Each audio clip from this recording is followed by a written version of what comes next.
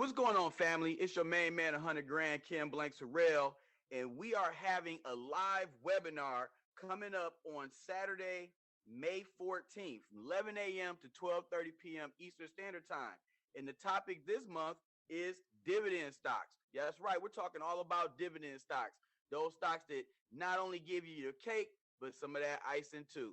So make sure you tap in to dividend stocks presented by Stock Market 101, part of the Bullish Institute's Financial Literacy Workshop Series.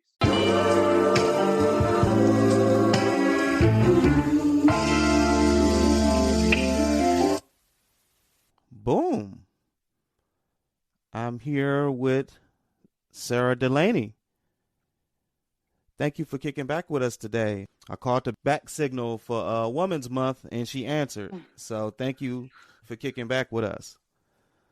Hey, Parrish. Thank you so much for asking me to come on. I'm looking forward to talking with you and your followers today. Yeah, we definitely appreciate you. This is a show I like to drive the entrepreneur spirit. The first thing I would like to ask you is to introduce yourself and what inspired you to be an entrepreneur. Sure. So you have my name right. It's Sara Delaney. Yeah. I was actually born Sara Stender. I changed my name a couple years ago when I got married. So yeah, I live in Asheville, North Carolina. I've been down here about 15, going on 16 years, but I was born and raised in Vermont, tiny state. I had parents who really enjoyed traveling. They really encouraged us to explore other cultures at a young age. My stepdad was an entrepreneur. He was in the green building movement. So he built up a construction company in New England. And I think he was like a pioneer in the green building movement. So really trying to use sustainable materials in building. And so I think that definitely had a positive impact on me. And I was raised in an environment where I never really thought about entrepreneurship, but I feel like there's so many small business owners in Vermont, partly out of necessity because there's not a lot of big industry there. So I have a lot of cousins and I just know a lot of people who started their own businesses, and most of them are small and local. So I didn't have a role model who did what I do now, not in this industry. So this is a pretty new industry for me, and building a multinational company with consumer packaged good product was not something I was exposed to growing up at all. But like I said, I got the opportunity to travel some. My stepdad was doing some building projects in the Caribbean when I was a kid. So we would go to the island of Anguilla and St. Martin. And I just loved it. I mean, I went to school there for a little bit, and it was just such a great opportunity to be exposed to other cultures, other languages, other customs. So it really opened my mind up, and I wanted to see the rest of the world. So, as soon as I got the opportunity to study abroad, I took that in college. It's a point I've been thinking after talking with people for so long now. Is there are a group of people like that entrepreneur spirit. It's like a being touched by an angel, if you will. Just boom. I like that. Yeah. And it seemed like you got that. Some people are just raw, they just come out of nowhere. And some people, they just always get that touch. And that's okay. I like that. I know, fast forward, like having moved and lived in Rwanda and working with women there, I also see this incredible entrepreneurial spirit coming out of necessity, like almost like there's no other choice. I think that happens too. Like sometimes it's a privilege thing to get the opportunity to explore entrepreneurship in terms of like starting a business, building a business, getting access to capital and loans and investors. Like that's a pretty privileged place to be. But then there's also the like survival entrepreneur, right? Where it's like, we have a bunch of side gigs, a bunch of things going on just to put food on the table for our kids. So there's that too. And then I think sometimes regardless of which way it starts, I think either way, it can build into something that's incredibly uplifting and motivating and inspiring, and really make a big financial, economic, and social impact in our communities. I like how you articulate that. When I hear survival, I think like essential skills like farming, carpentry. I'm saying plumbing, depending on what environment you're in. It's a whole different perspective when you think of it that way. You already got my wheels turning. That didn't take long. that didn't take long. Just having the beauty to understand that, because a lot of times I'm realizing, like, just living here in society, sometimes you're forced to fit into this box. That's not necessarily the case. You can get you some land and have a farm and garden, and that could be in this business in itself for profit and for survival. I'm shooting from the hip, but based off the discussion here. That's true. Yeah, that's true. But then there's got to be, right? We talk about like the mindset, right? The mindset of the entrepreneurial mindset and the mindset of thriving and resilience and moving past that survival level.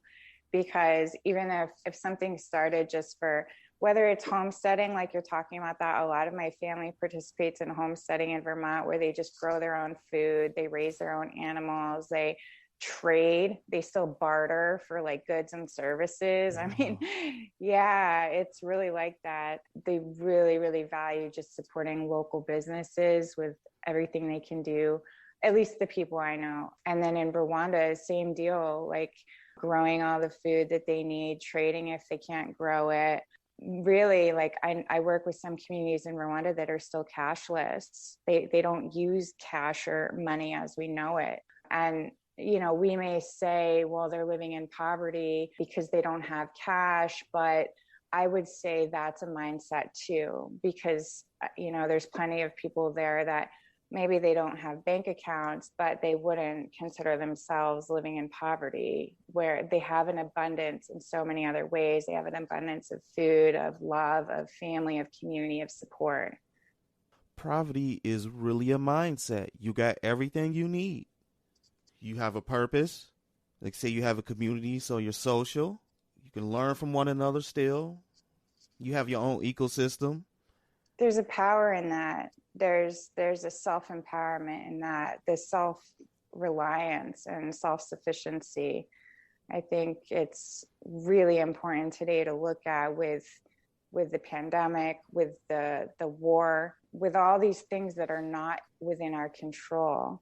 It's important to look at what do we have control over, because we don't know what the value of the dollar is even going to be tomorrow. We don't know how much we can even purchase. We don't know what the demand is going to be for, you know, different goods and services. So I think that's a really, you know, that's one of the lessons I've learned from working in East Africa. And now that I think about it, just from the culture I grew up in with agriculture in Vermont.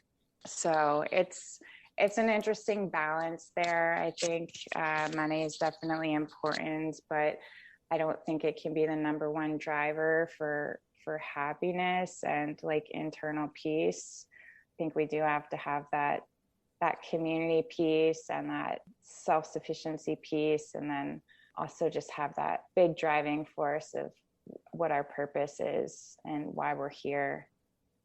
Because otherwise, I mean, it's a hard, life is hard, right? Yeah. Life is hard. Building business is hard. And there's days when I think, you know, maybe a lot of people can relate. It's just like, oh, I don't know if I can do this, you know, but if we have that real big purpose behind what we're doing, then it'll keep driving us back to the mindset. After you live in Rwanda, and then you came back to the United States, like, how did that impact your business acumen? Because now you have an entirely different perspective on reality as you know it. Mm-hmm. And with that, that's going to change everything. That's going to change how you move, That's going to change how you learn new things, how you approach it, and definitely that's going to change how you approach your businesses. Mm-hmm. And yeah, I want to go. You already got my wheels turning. There's so many questions now. I'm just going to slow down. Yeah, I think one of the hardest experiences, I can just walk you through, like coming back to the States. I had traveled like to many places before, but after spending a year living in Rwanda and then coming back to the States, it was hard, right? Because it's a big cultural shock. I think, when I was living there, my values did really shift. I really saw what was most important. And when I came back, I made my way back to North Carolina, and I remember it's always really hard going into an American grocery store after living in a place like that, because I just found over there, I didn't take things for granted. Like I didn't, there's this tiny little market I used to stop in there, and every once in a while they'd have this special kind of cheese.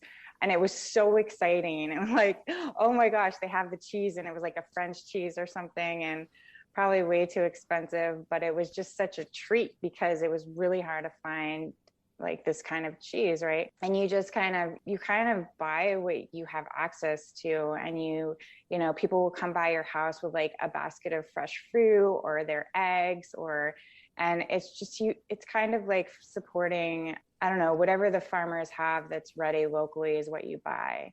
So I really enjoyed that. So walking into a US grocery store, I want to say it was like Harris Teeter. I mean, it was a giant one, right? And walking down like the cereal aisle, I was just like sick to my stomach because of all the choices. It was so overwhelming. The bright lights, all the products, all the money, it was just too much. It can be a depressing transition in a way. I know how to manage it now because I've been back and forth like probably 11 times since I lived there.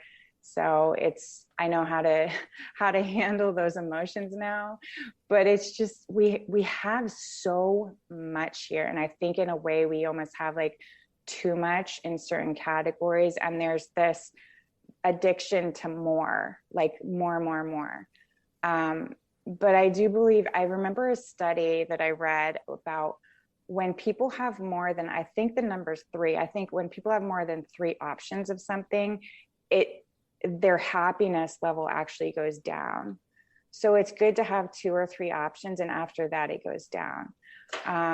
So I guess, in developing my business and creating products, I never wanted to create a product just for the sake of creating another product, because I don't think that's needed. But I think, I really wanted to look at where was there a void in the marketplace, but first and foremost, how could I make a difference and a positive impact with a product or a service? And how could that help our partners in Rwanda somehow, and hopefully solve a social need in the United States and all the communities where we work in the future? So that's my goal. It was purpose first, product second. And now it's, we've merged the two and really building products with purpose. And I would say if I ever started to see that we had products that simply weren't like filling those needs, and it was just creating more clutter on the shelf, that wouldn't be fulfilling to me. I don't see the purpose in that.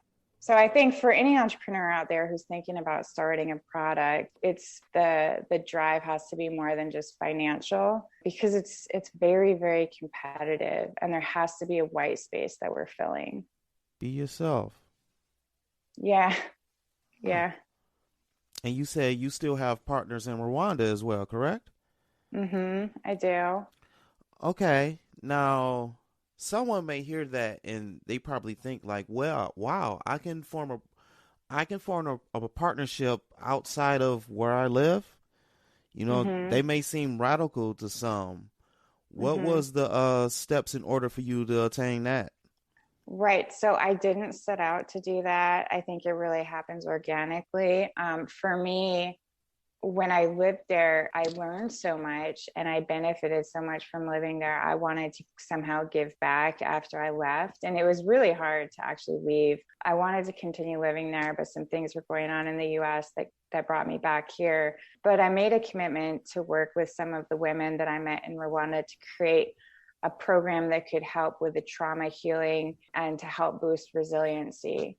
So together and I also, while I was living there, I saw that a lot of non-governmental organizations and nonprofits had a presence there, and they were just dumping money into the country. Like it was a charity project. And I saw that a lot of those projects were not sustainable. They weren't locally led. They were being driven by Westerners, by Americans, by Europeans who maybe, their heart was in the right place, but I just saw that it was a broken system. So I asked my friends there before I left, like, what are the things that you need the most? Like, how can I help? And they said, we need jobs and we need help with the generational lasting effects of the trauma related to the 1994 genocide. So together we created an organization called Africa Healing Exchange, which is a 501c3 nonprofit. And we started building a social program that people could come through to gain everyday skills for resiliency, or if they were triggered by the traumatic effects of the genocide. And that, I think it's really important to have local leadership wherever we are. So it's always been led by people there, and I'm just a conduit. I help with fundraising, and then I help spread the message internationally. And then from there, that's a nonprofit, but from there I saw this opportunity that we could also start creating products and businesses that could help bring more income to the communities that we were working with. I'm now invested in helped buy a piece of land there. It's less than an acre. There's 55 women I'm working with there, and we've created Ubuzima Healing Garden, which is an herbal tea farm, and they're producing and packaging that and selling it in Rwanda as it's actually the country's first herbal tea company. It's very, very much like in startup mode, but most of the women, I think, probably the most education they have really is like 6th grade, and they've been farming their whole lives. They've been in the coffee industry. They came to me with some ideas of different businesses. We did a break-even analysis and just looked at which are the businesses that could, actually make a profit and have like the lowest overhead to get started, and what's the need of the local marketplace there. So that's like my biggest involvement now. We still have the nonprofit foundation active there. We do like some emergency relief efforts related to the pandemic and when there's food insecurity amongst children. I buy ingredients directly from them now and use them in my Sarilla sparkling tea, which I sell in the US. So that's a ready to drink beverage. And my goal is to buy directly from the farmers and pay a good price for the ingredients rather than go through a third party. So I've become my own importer. We're building a vertically integrated supply chain, and I'm helping the women to access other accounts so they can sell their products to other companies and manufacturers as well. That's a huge flex. And it's been a journey. And what I like to hear about it is it's just a win for everybody with a good cause. Mm-hmm. Now, when I hear people say money's the root of all evil, no, I'm going to use you as an example now. No. That's the person. This is very good business. It's ethical, and I love the community aspect behind it. I kind of believe in alchemy too. It sounds like everybody loves what they do. They put their heart and soul into it. That will translate into your product. Mm-hmm. That does translate into your end product, which makes it special. People may hear this and be like, well, not really, but yes, it does. It makes it special. That's so true. Yeah, you can taste the love, right?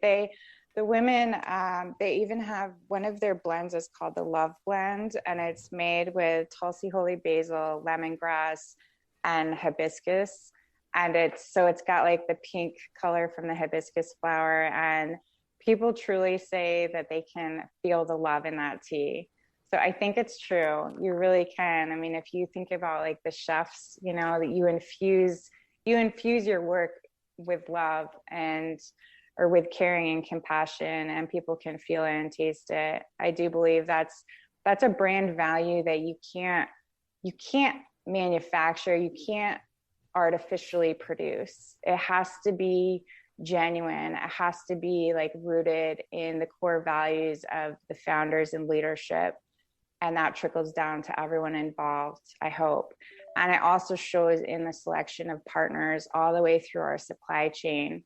You know, this morning we were talking about in the pre-market movers room, we were talking about the importance of looking at companies and brands that have intentional policies for diversity inclusion, for environmental responsibility, for different important issues and causes that I think, you know, we have to be building businesses with those intentions in place.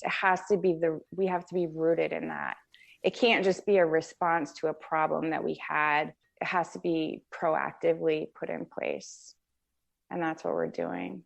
And it's a lot of gems in what you say. Just really live your truth. Find what's in you and what's around you that keeps coming up.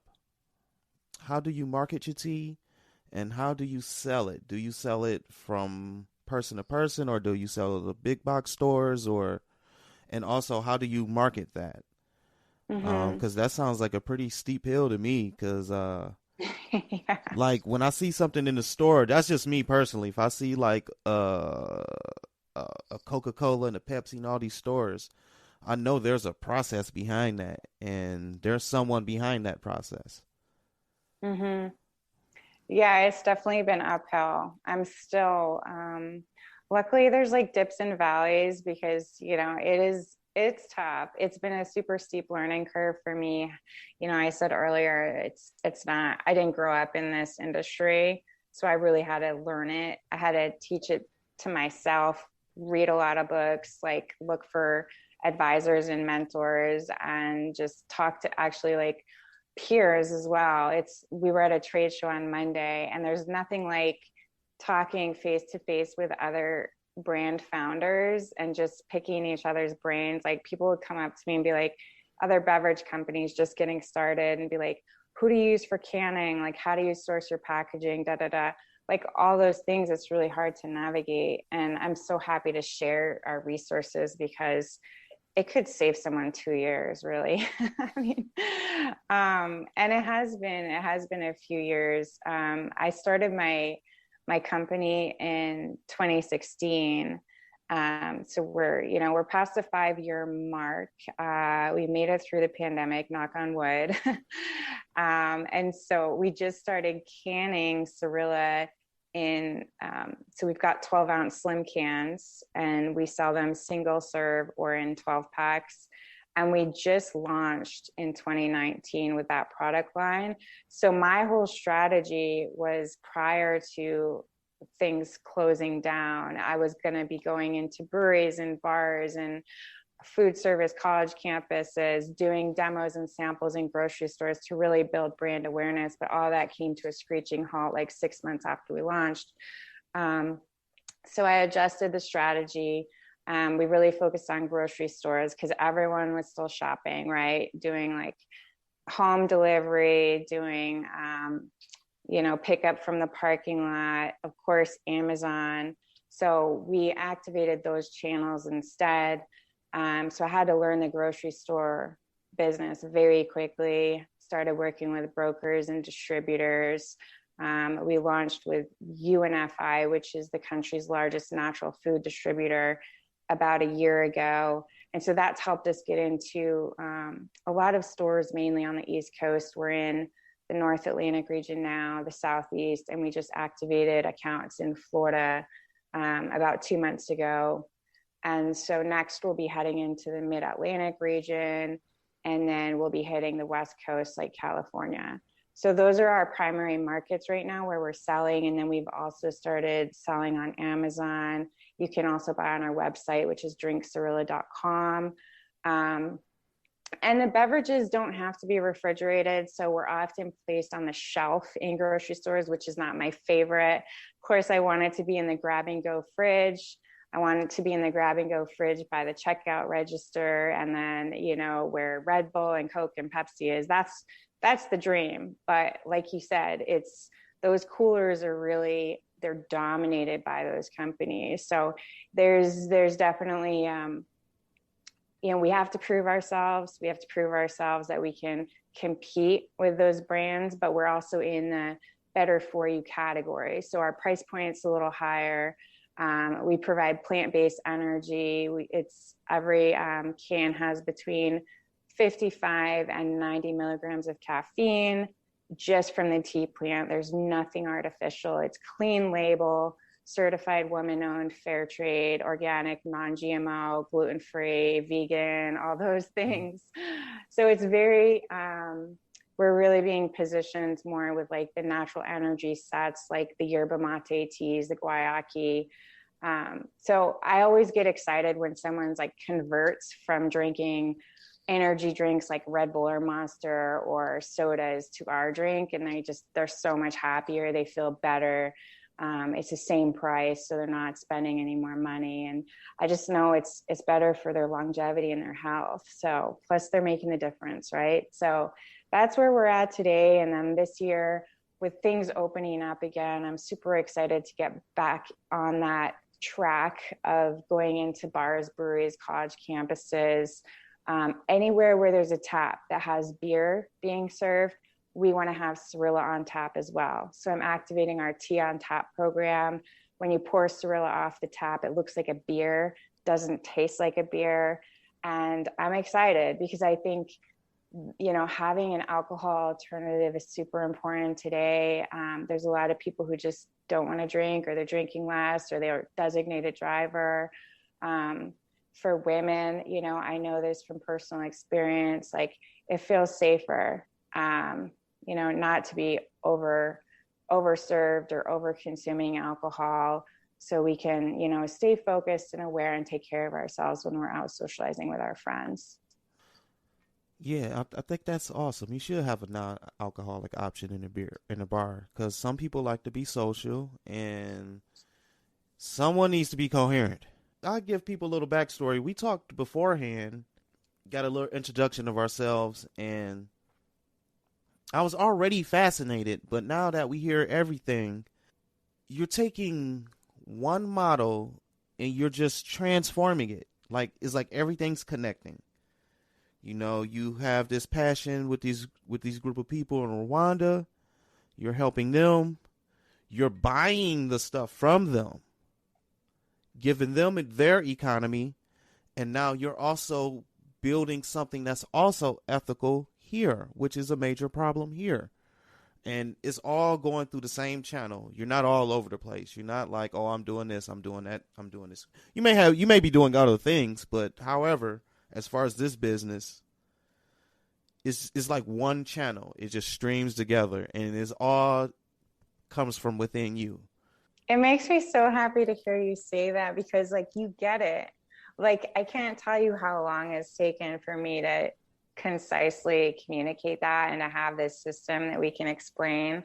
Because when I first got started, it was just like words on a vision board. It was drawings and words, and I saw it all, but I couldn't explain it. And that was years ago. And so to get to this point, you know, I'm just excited that you can hear it and feel it and see it as we're talking. Yeah, I'm glad we're on video. I know your listeners aren't seeing this, but it's just nice to see your face as we talk.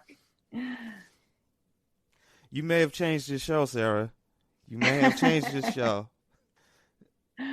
I hope it's recorded. Yeah, of course it is.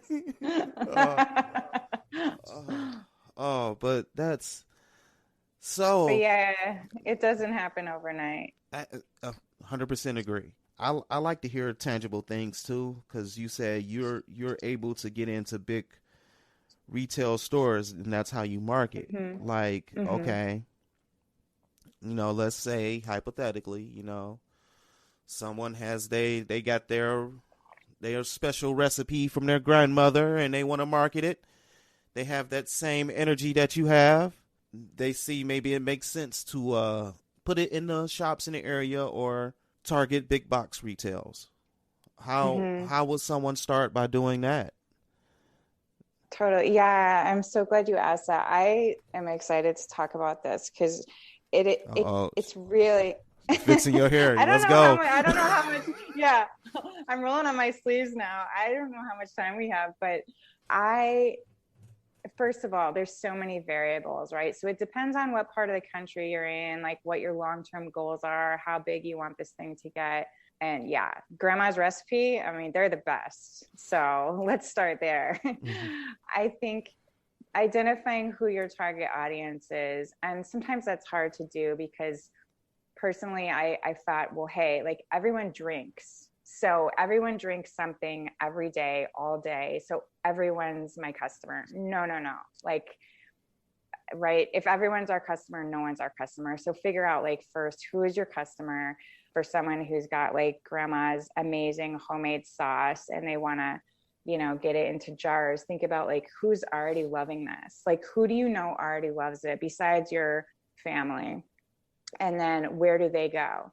Like I have a new marketing intern and I just had her do a day in the life of our target, our persona, right? So we did this persona project.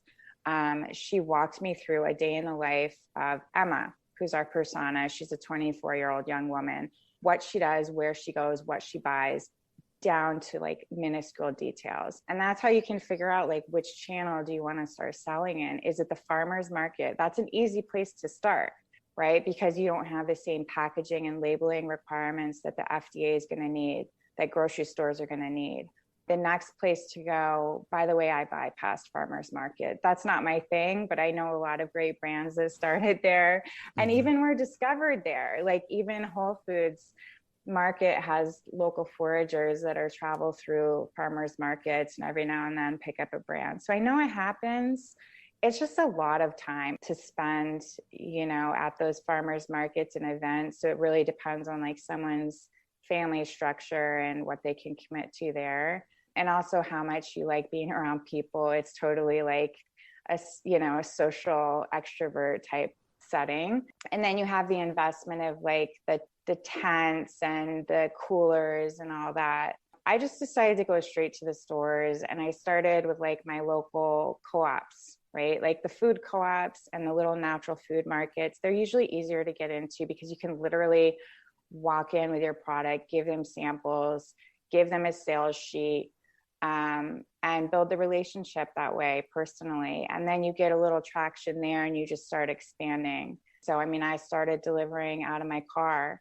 Every now and then I still do that. I still have a couple accounts. They just will not let it go. And so I still bring my stuff to them because I love them and they believed in me from the very beginning and I can do it. So yeah, I started that way. And then I started to get into the grocery chains. I actually built a model where I started with just a few. We have a local chain down here in the Southeast with 190 stores. And I started working with them one-on-one.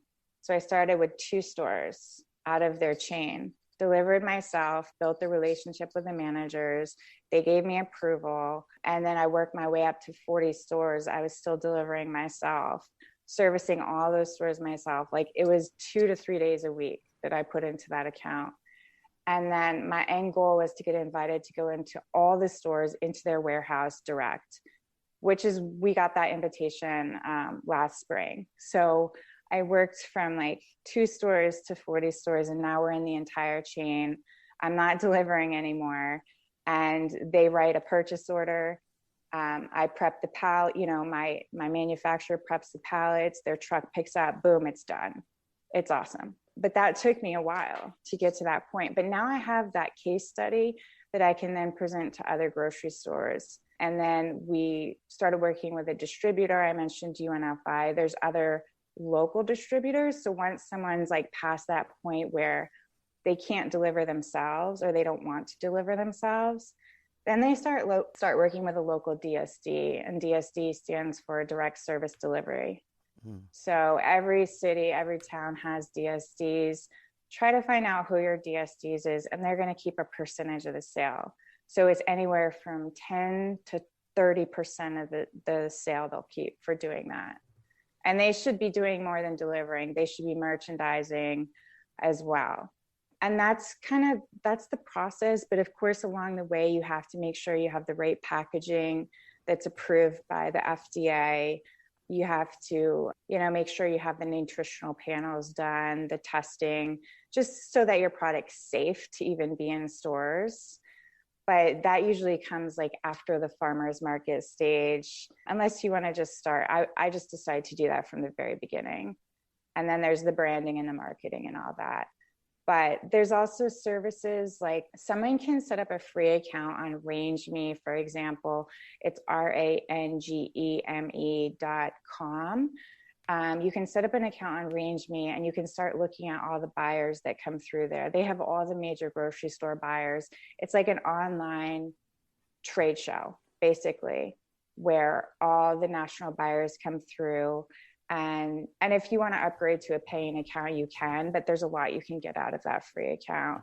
So that's a great way to connect with buyers, and then just start attending trade shows. So the first trade show I went to was Natural Products Expo, which is happening actually right now. I just started today. It's in Anaheim, California. It's the country's biggest expo for natural products, but each type of product has its own trade show. And I would definitely start by going and just walking the floor. Sometimes you can just get a free pass just to walk the floor, not to set up a booth.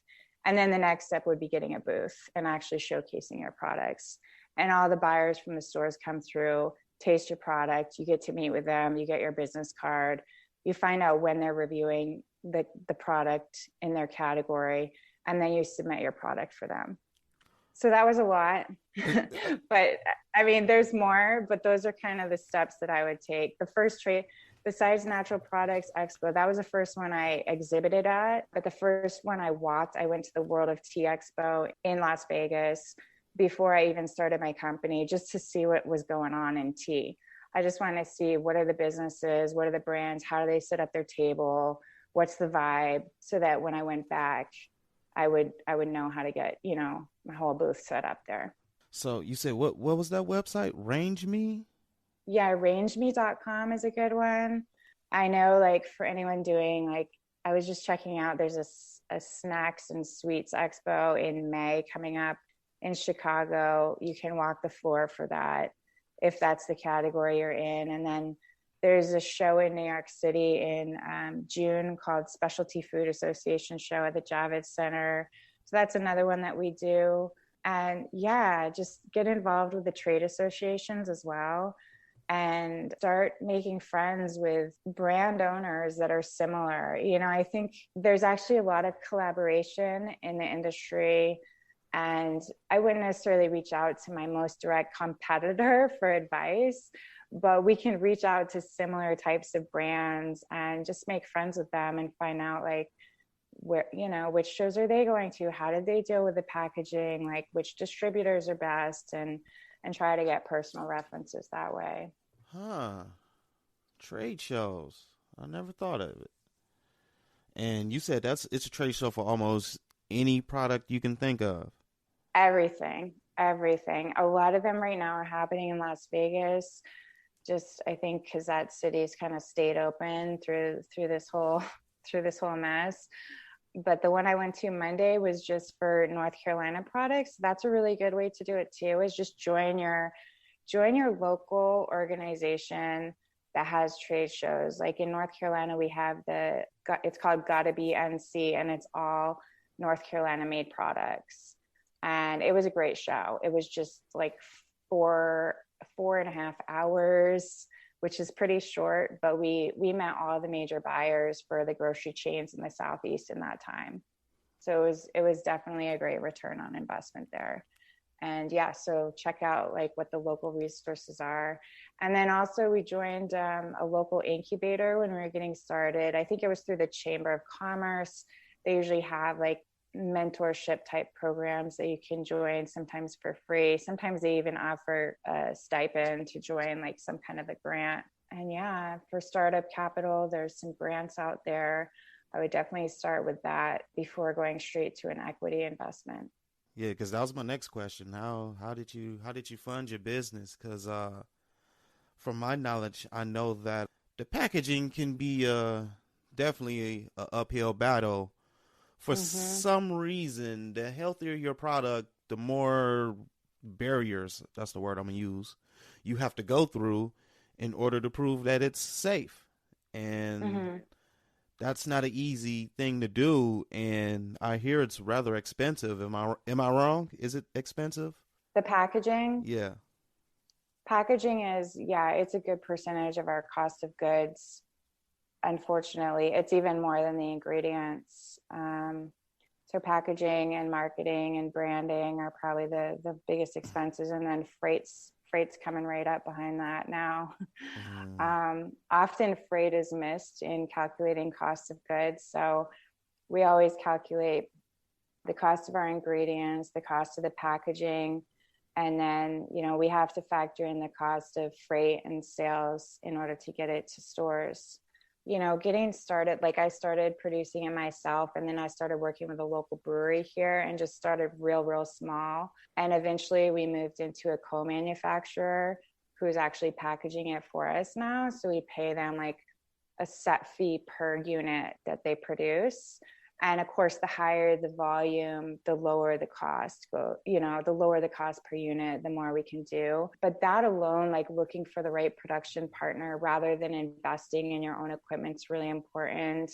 I know some brands that do have their own facilities and buy all the equipment, but I didn't want to carry that kind of overhead, especially in the beginning, because we're not producing every day. So it would just be sitting there losing money, and I didn't want to go for that kind of a loan early on. So co-manufacturing for me is the best option right now. Not to say that we won't ever build our own facility. That's definitely possible. But even like Coke and Pepsi, they work with co-manufacturers and outsource facilities to produce their drinks, and then they set up locations throughout the world. So I think that's a good way to get started, but make sure you're working with a production partner that's willing to do small volumes to start, because you don't want to produce like, this huge amount of product that you're then going to change the label or change the recipe, and then you're going to be stuck with this old packaging.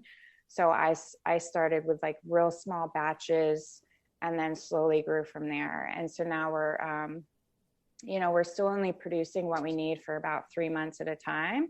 And then probably starting next year, we'll produce in larger quantities. But a lot of the bigger production facilities in the US require really high, they have really high minimums just to get started. So that can be a barrier for sure.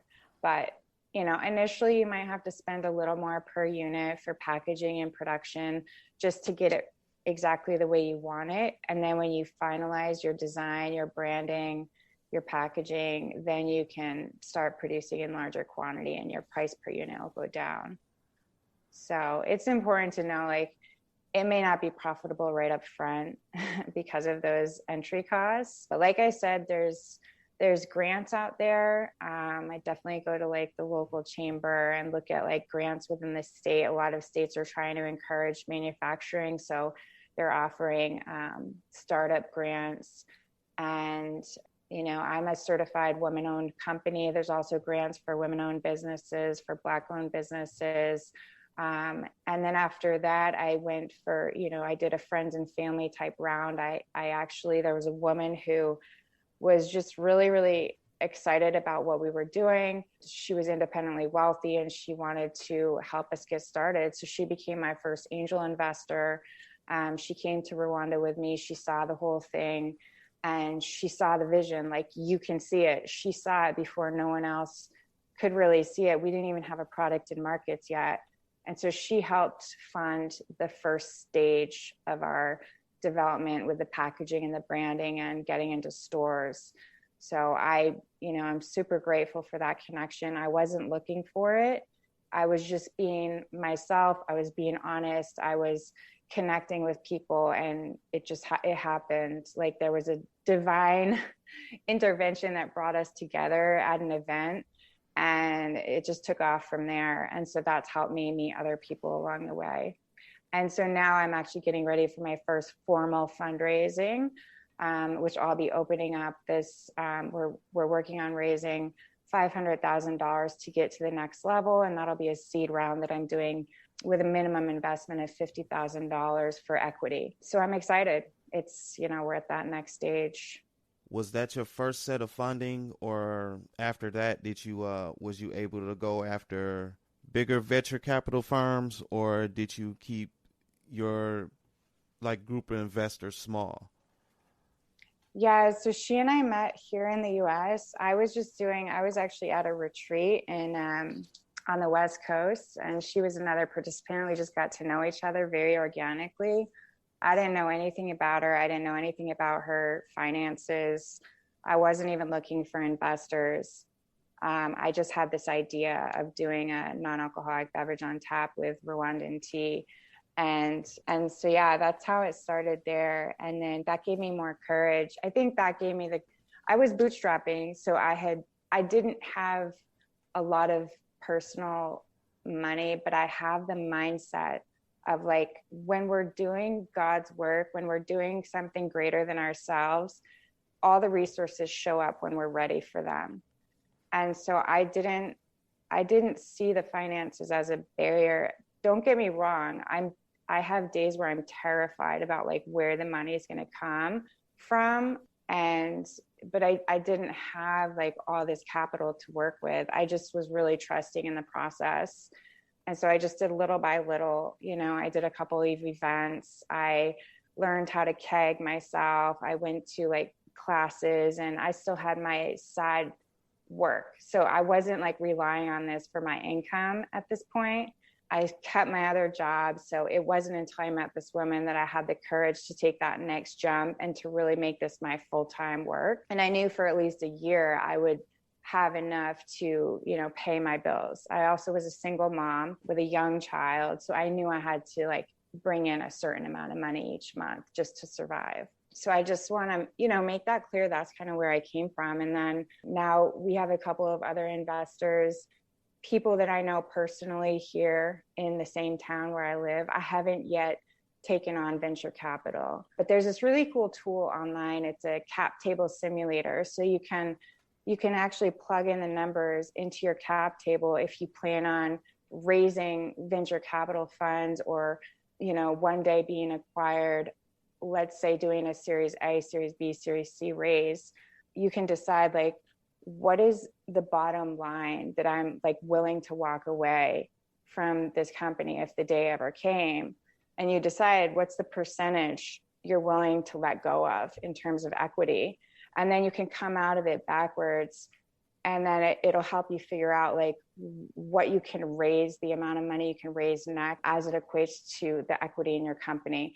So I know a lot of people who, by the time they've built their company to a place where, let's say it merges or is acquired by someone, they walk away with nothing. It's unbelievable, and they just keep saying yes to the money that shows up and don't do the calculations to figure out what it's going to leave them with at the end. So it's really important not to raise too much money too soon, because the more money you raise, the less of your company you're going to have. So I think there's a balance there, and folks just have to, chip away at it. And then we get to a point where it's okay, everything's set up. We've got all the systems in place. And the only missing piece here is outside capital that'll help scale hugely. We're at a point now where we're getting on the rocket ship, and we need to know that we have plenty of money to take us where we're going in the next 2 years. And the worst thing would be to run out of cash as we're on that rocket ship. Mm. So that's where we're at. And that's how I made the decision the time was right. Nice, slow and steady wins the race. That's the moral of the story I'm hearing here. Well, first, you said you have a fundraiser. If anyone's listening or whoever's listening, is there a way they can help donate? Yeah, definitely. It's through iFund Women. So it's ifundwomen.com. And then if you look for Sarilla Sparkling Clean Refreshment, if you just type in ifundwomen.com/projects/Sarilla, Sarilla, you'll see it there.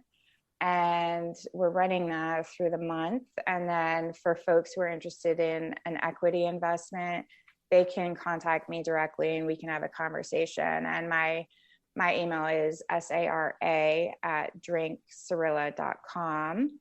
And we're also on all the social media channels, and usually I'm checking those messages as well. We have a LinkedIn, Instagram, Facebook, and we just started a TikTok last week. Okay.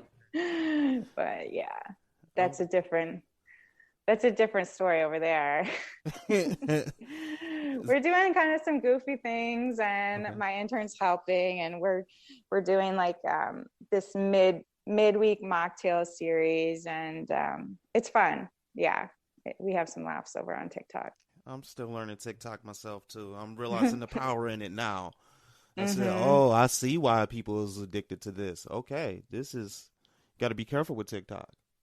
It's a rabbit hole. Yeah, especially late at night. It can keep you up. Yeah, right. Oh my God! Like, you just think to yourself and say, "Oh, I'm just gonna look just for a little bit," and then an hour didn't pass. Like, oh, I gotta go to sleep. Oh my God, this is terrible for me. Like, yeah, the famous last words. Just one peek. That's okay. See, with that, us saying that, you understand the power of TikTok. Use it to your advantage. Use it to your advantage. Definitely. Yeah. Definitely. Okay, well, I'm a land the plane here, but is there anything else you would like to share that I may have missed? Is there anything else you would like to share? And I thank you for coming on. This has been great. Yeah, this has been amazing. Really, this hour went by quickly. Tonight I'm speaking at the International Women's Day Conference, which is virtual, in partnership with Fair Trade USA. So I'm excited to be speaking a bit about the role of gender equality in the fair trade movement and in the tea production, specifically in Rwanda. So I just encourage people to really, given that it is Women's History Month, but I think throughout the year, just really paying more attention to initiatives that companies and brands are talking about related to diversity, gender equality, racial justice, important issues for everyone. And then just please look behind the label, because every time we spend money at the store, we're voting, we're casting a vote to the store managers, to the corporate owners, that this is a product we want them to keep having more of. I just encourage you to take a little time and look at your favorite brands and find out what they're doing, if anything, in these areas that are important to you. Because I do think money is not evil. It can really, really create great positive change in the world if used correctly. So, just remember that when you do make those purchases, you're casting your vote, and you can make a difference as consumers. You have a lot of power as consumers of the United States. That was so powerful. We have to leave it on that. There's power in consumption. Oh, wow. Right. And there's power in not consumption, right? Mm-hmm. There's power in choosing not to consume something too, because that sends a strong message as well. Whatever direction you choose, you still are in control, no matter what. Mm-hmm.